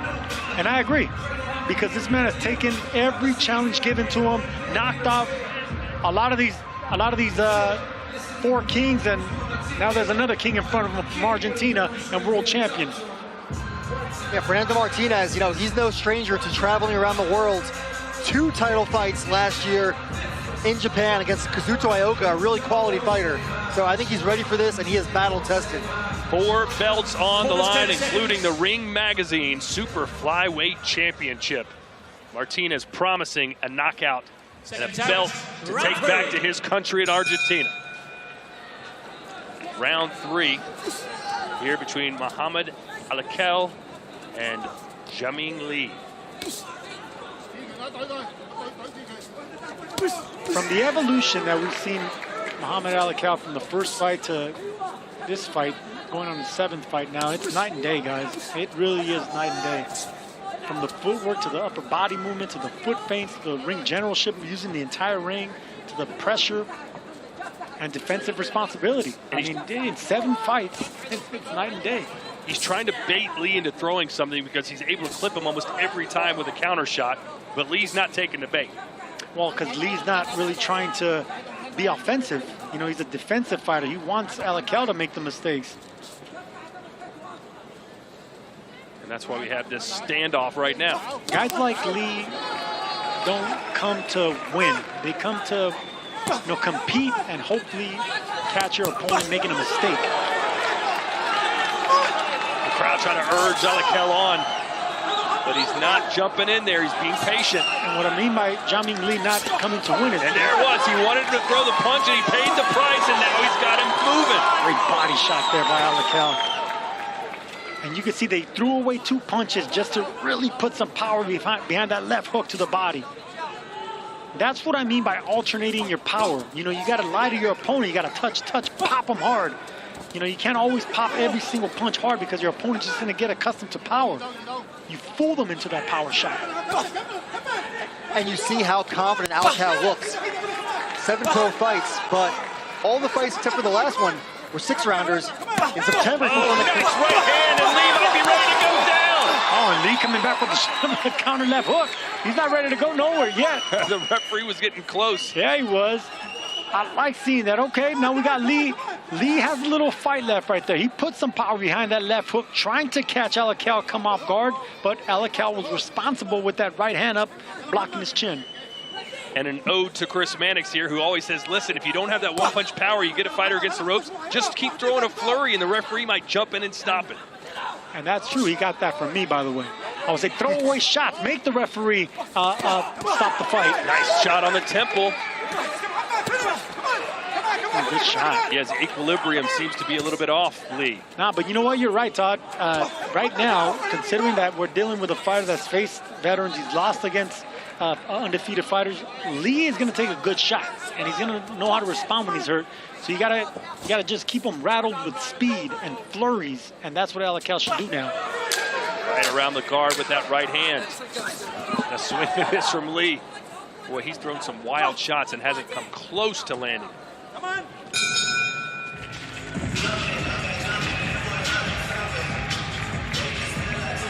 We saw Abdullah Mason just moments ago. Here's the man he'll be competing against.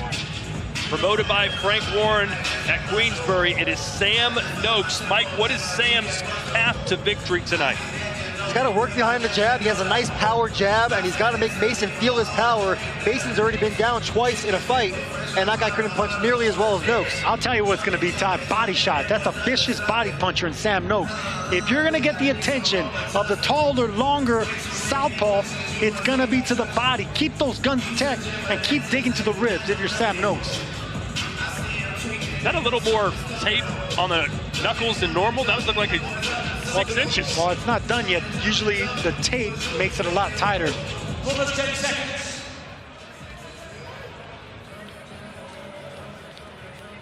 Well, you've been asking for an uppercut. He gave you one there. And you're going to see a lot more of them. That was a great round for Alcal. He's finding ways to penetrate the guard of Lee.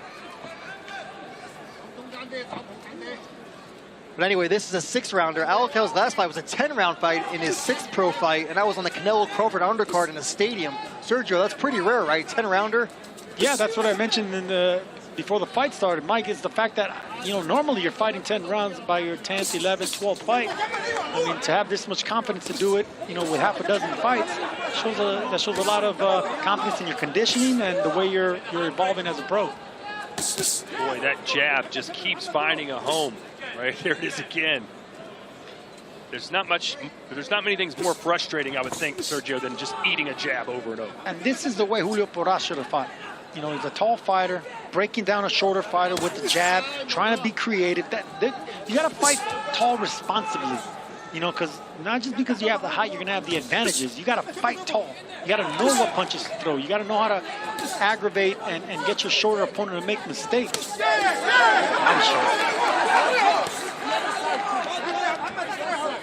That power jab we're seeing, right, that's really an Abel Sanchez staple. The jab, period, yeah, alternating the jab, and you're right.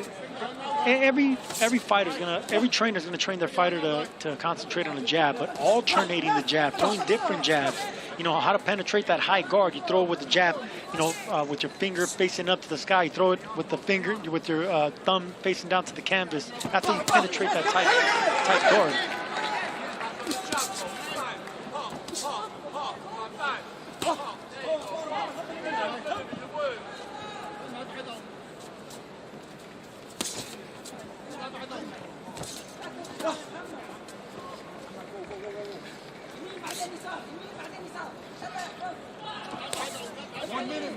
Alcal, like he has since round one, the forward pressure fighter. Hasn't really taken a step back. Lee continuously backpedaling up against the ropes in the corner. And he has taken a step back to counter nicely. Just like that. half an inch back, came back with a straight right hand. Beautiful.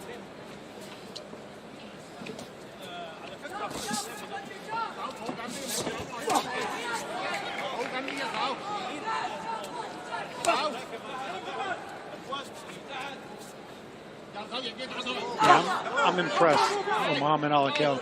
I really am. Would you like to see him, though, do more when he's got Lee backed against the ropes? No, here? you're dealing with a fighter that's pretty experienced fighting unbeaten opponents in Jiaming Lee. So no, I think this is how you break down guys like this that are accustomed to fighting better fighters. Be patient, be disciplined, and bust them up behind that long jab.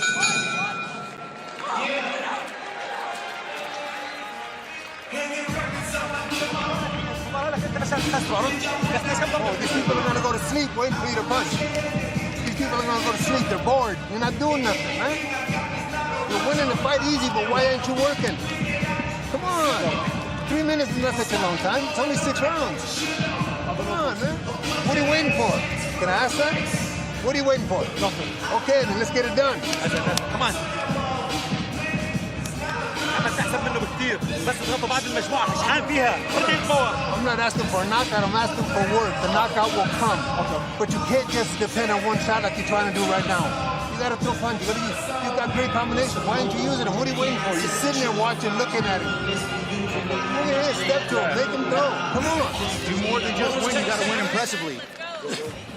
You heard that say, you got to win impressively, Sergio. You said, nah, he's doing fine against the ropes. Abel Sanchez saying, go and get him. I'm surprised.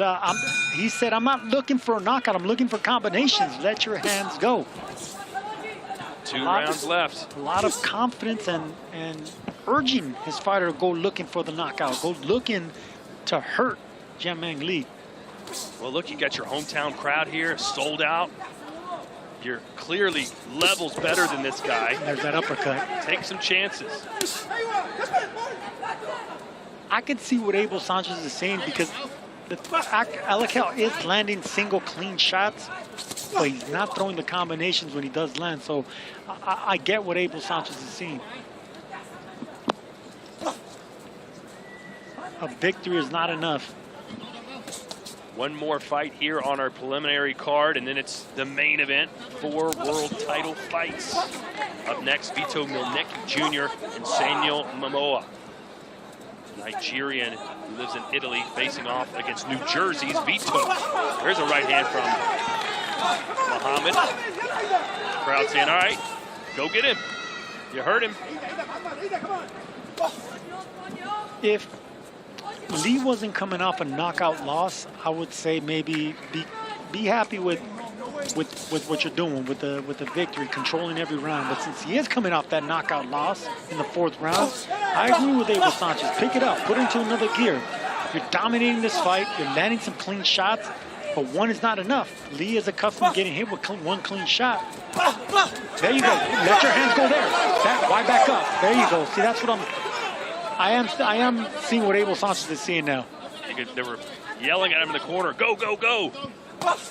We talked about it this week, right? When you're a prospect trying to make a statement, you need to score knockouts. Right there, see, let your hands go. He landed 3 hard shots and he stepped back and waited for a counter. It's responsible, but by this time, come on now, you gotta let your hands go. Lee is in survival mode, so he's just keeping those the earmuffs up. He'll throw one shot to Al-Akel 6 or 7.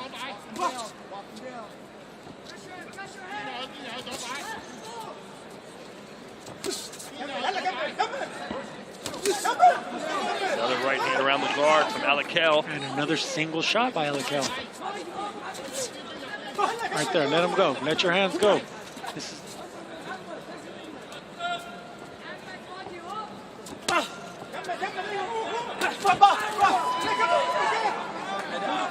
Might have been a good opportunity to throw that uppercut. Yeah, that's the uppercut I see an opening for on Lee. It's a locking strike with a right hand. Lee took that well. He bounced back nicely. Wow, that was quick. And Al-Akel gets a knockdown right at the end of the 5th round.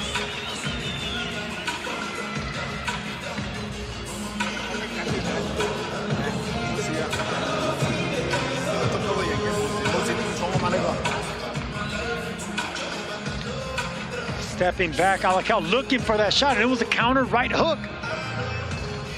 Very nicely timed. Look at how he times it, stepping back just enough. Catching Lee coming in. That shot should have hurt Lee a lot more than it did.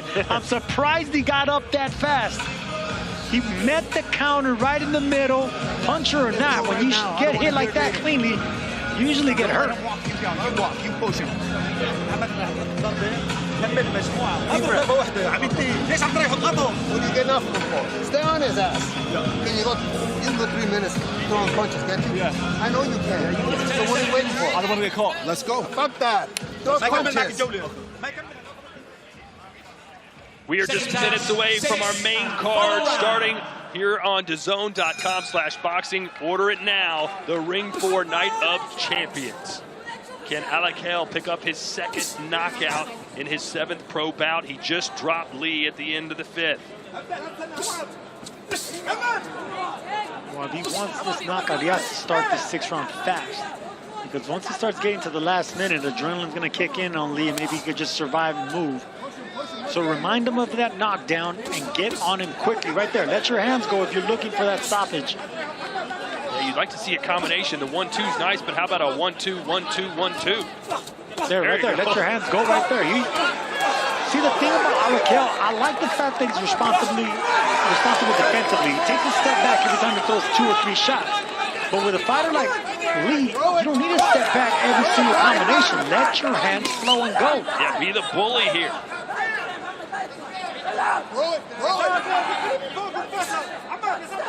As for Lee, he's like, hey, take your time. Don't push me. We only got 2 minutes left. I still would like to see uppercut from both hands. You know, break the distance and then left and right uppercuts, trying to break the guard of Lee.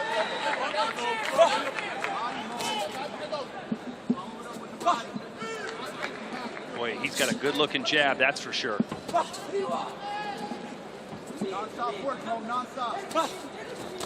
Minute and a half to go here in the 6th and final round.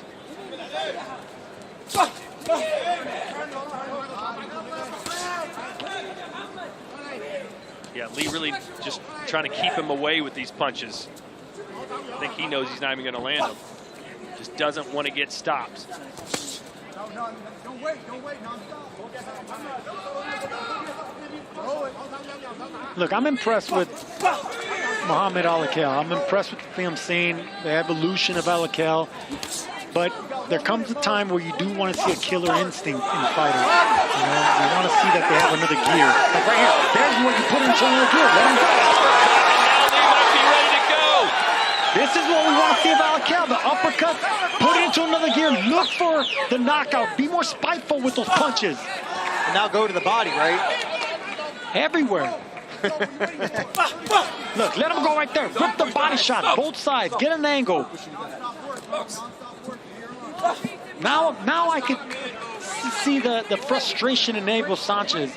I mean, this is a one-sided, really good performance, but this is a fighter in Lee that could be stopped.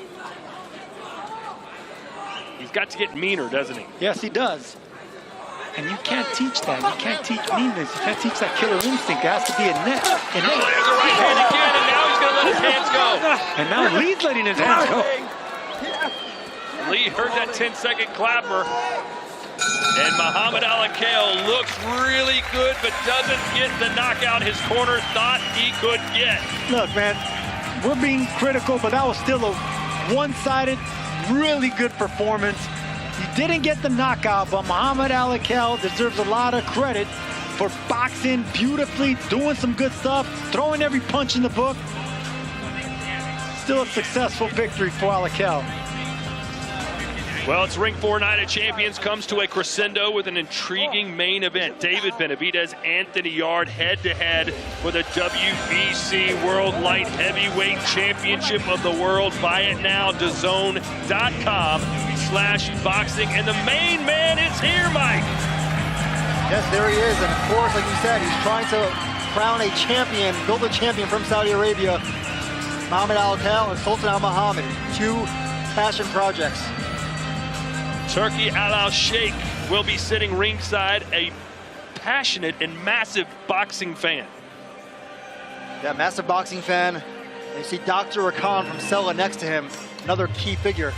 And boxing fans are becoming a fan out of that man right there. His Excellency for giving boxing fans what they've needed for a long time, the best fighting, the best, incredible cards, and how can you not be a fight fan right now?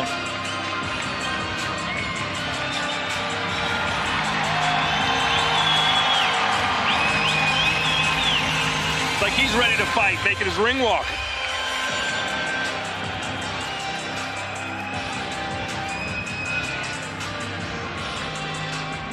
He has single-handedly turned this city and this nation into a boxing hotbed. The biggest fights on the planet now take place here in Riyadh.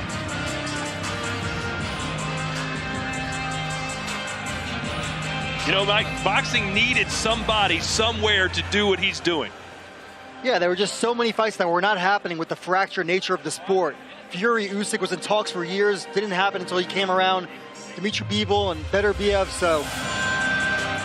Indeed, and right now we're going to get the official decision between Muhammad Al-Akel, Jia Mingli.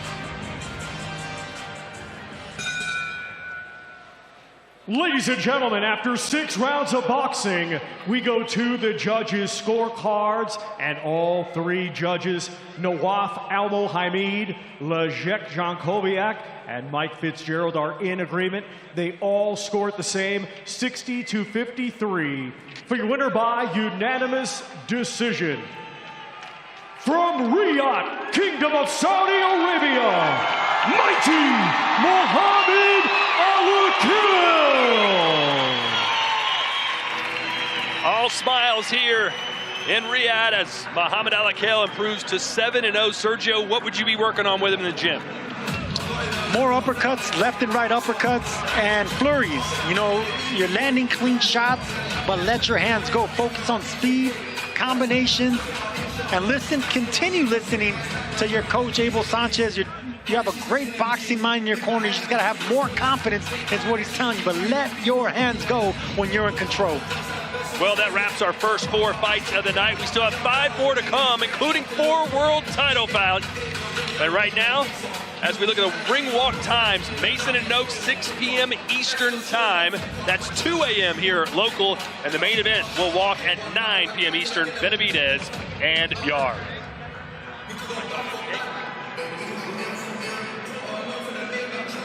Okay, everybody, well, coming up after the break, Ring 4 Night of the Champions gets serious with a middleweight showdown between White Magic Vito Milnicki Jr. and undefeated Nigerian Samuel Nmoma. To our viewers, by the way, who are watching free to air, this is where our broadcast ends for you. If you have already bought the main card, then you don't need to do anything.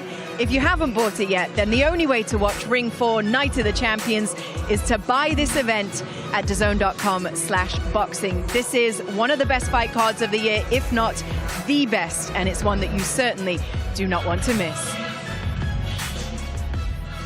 Live, only on DAZN, November 22nd, the Ring 4. In boxing, gold is everything. And on this night, every fight feels like a main event. David Benavidez, the undefeated Mexican monster, defends against Anthony Yarde, London's heavy hitter. A warrior who's gone toe-to-toe with the best and has the power to end anyone's night early. But the action doesn't stop there. Devin Haney, a 2-weight undisputed king, chases history in yet another division versus Brian Norman Jr., the undefeated champ. While Bam looks to unify more of his division if he can break Fernando Martinez. Plus, Abdullah Mason and Sam Noakes clash at lightweight for the WBO title. This is more than a fight night. It's 4 world titles in 4 different divisions. It's the night of the champions. The Ring 4,